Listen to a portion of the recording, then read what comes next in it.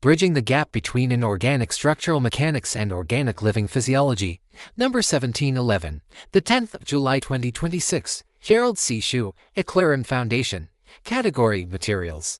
Preface for readers: eat more protein and fresh vegetables. Eat less red meat and processed food. Reduce food portions if overweight. Eating a little less will not hurt you. Overeating for years will. Exercise every day.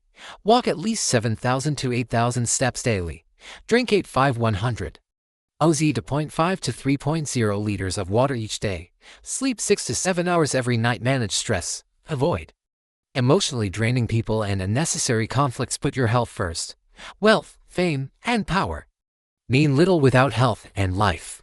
Introduction to Evolution of a Research Perspective. When I look back at the rigorous training I received in structural and mechanical engineering between 1969 and 2002, I realized that my entire science and engineering foundation was built upon one fundamental assumption: we were studying inorganic materials.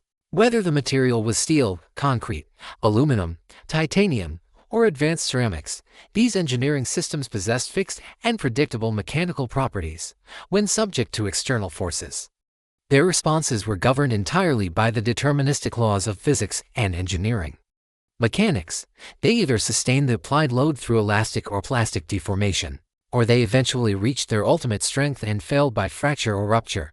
Inorganic materials primarily resist external forces through their inherent static mechanical properties. Once damaged, they require external repair or replacement. They possess no intrinsic capability to heal themselves, alter their own microstructures, or dynamically adapt their material properties to changing environments. Over the past 17 years, however, my research has gradually shifted into the realm of biomedicine, where I encountered a fundamentally different world.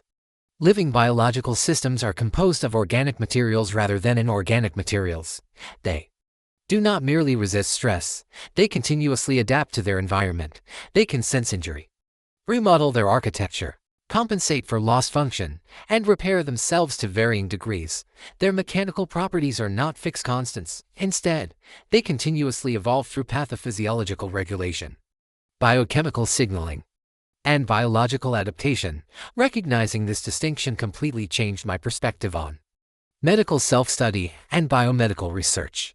I realized that I could not simply transfer classical structural engineering methods, including those taught by my mentor, Professor Norman Jones, directly into medicine. The theories, laws, and methodologies of mathematics and physics remain incredibly valuable, but the system itself behaves fundamentally differently. Human physiology is not a passive structure. It is a living, dynamic, and highly nonlinear system that continuously modifies itself in response to both its internal physiological state and external environmental conditions. Internal physiological changes, such as the development of cancer cells, together with external pathological influences, such as infectious diseases or COVID virus, make the material behavior of living systems far more complex than that of traditional engineering. Materials. Inorganic materials primarily respond to external loading according to relatively fixed material properties.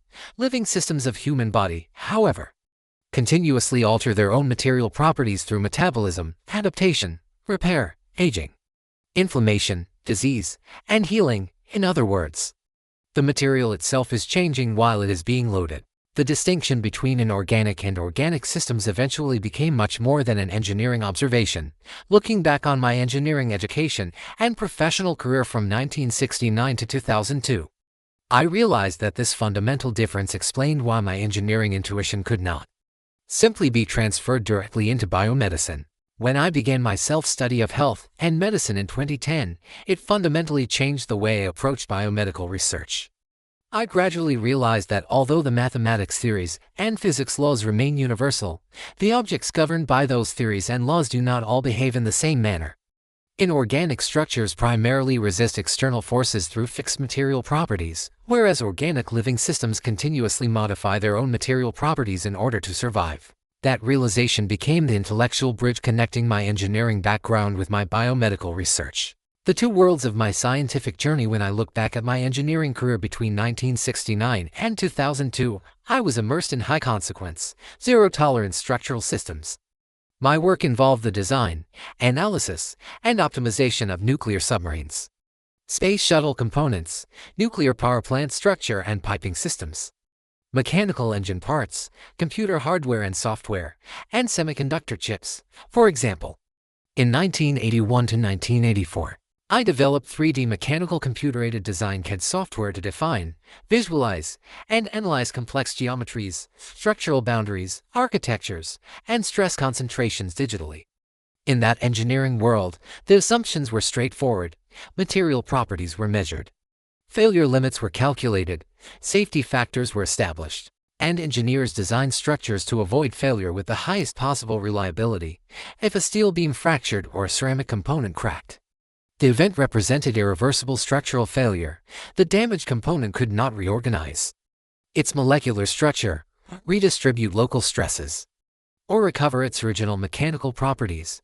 During the past 17 years, however, my scientific environment has become entirely different. Today, my laboratory is my own body, my physiology is the laboratory, my diseases are the experiments, and my collected 17 years of longitudinal pathophysiological data constitute my biomedical research database, instead of relying primarily on static engineering handbooks and standardized laboratory testing. I now continuously observe a living biomedical system that changes every day body weight, every hour, every minute glucose, and every second blood pressure. In CAD, I once drew fixed and yielding boundaries. In my own body, I now observe dynamic, continuously shifting pathophysiological boundaries that evolve continuously in response to internal physiology, disease, and environmental influences in real time. This transition has fundamentally changed the way I understand engineering mechanics and its application to living systems. The fundamental difference between inorganic and organic systems at first glance, engineering materials and biological tissues appear surprisingly similar. Both obey the same fundamental laws of physics: stress, sigma equals F of strain, epsilon equals alpha continuum. Mechanics remains the governing framework for both systems. The mathematics itself has not changed. What has changed is the nature of the material. Traditional engineering materials are inorganic and passive. They rely on passive resistance, deformation, or fracture, and they are bound by fixed or predictably degrading properties over time. Living tissues, by contrast, are organic and active. An organic living system behaves through active sensing, biochemical signaling, and structural remodeling. It dynamically redistributes physiological resources to areas of acute mechanical stress, managing its internal material on the fly. Furthermore, rather than allowing the passive propagation of cracks to cause total failure, a biological system can strategically compensate, sacrifice, or isolate damaged zones to preserve the larger organism. It continuously evolves its properties to maintain homeostatic equilibrium. This remarkable adaptive capability became the foundation upon which I gradually rebuilt my engineering thinking into biomedical research. During the past 13 months of my self-study and research in neuroscience, I have learned that the brain is even more dynamic and adaptive than other human organs. Through neuroplasticity, it can partially repair damaged neurons and their connections, reorganize neural networks, and reroute neural pathways to compensate for injury and restore function. The reality behind smart materials, afoot versus a mile. Some observers argue that modern engineering is gradually closing this gap through biomimetic materials, self-healing polymers, shape memory alloys, and other smart materials. I closely follow these developments because I never want to lose contact with the traditional engineering curve. Nevertheless, I remain cautious. These remarkable innovations still represent extensions of the inorganic base rather than genuine living systems. A self-healing polymer may respond linearly to a microcrack via encapsulated chemical agents. Shape memory alloy may return to its original geometry when triggered by temperature. A smart composite may predictably change its conductivity under pressure. However, each of these responses remains strictly confined within predetermined engineering rules. They represent a closed-loop track. Living organisms operate on an entirely different scale of complexity. The human body continuously integrates genetics, metabolism, endocrinology, immunology, pathophysiology, neurology, neuroscience, and countless feedback mechanisms operating simultaneously across multiple spatial and temporal scales.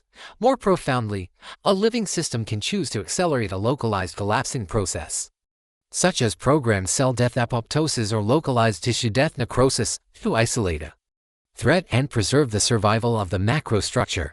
To me, the difference is not simply quantitative, it is qualitative. Synthetic smart engineering materials stretch the inorganic paradigm by a foot. True living biology operates miles ahead. Living human systems, multiple levels of adaptation, and reversibility on medical research has gradually taught me another crucial insight into how the human body manages damage. The body's adaptive capability does not operate uniformly. Instead, it functions across a highly sophisticated hierarchy of structural scales, the cellular level. Largely irreversible. At this foundational microscopic scale, damage is often sharp and uncompromising.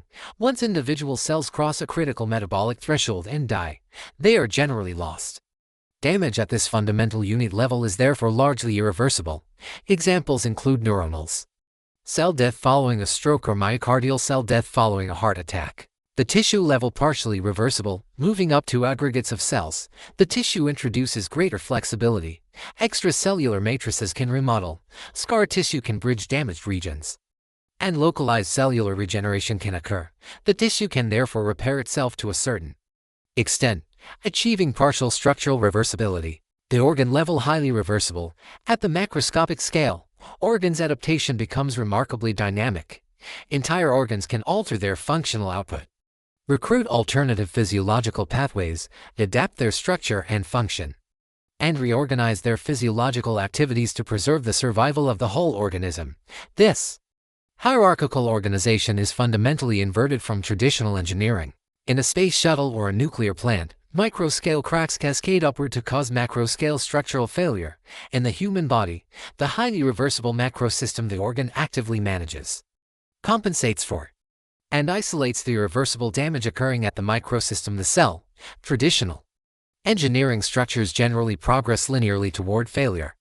Human living systems continuously and dynamically struggle against failure. This ongoing battle is one of the defining characteristics of life itself. The mathematical bridge.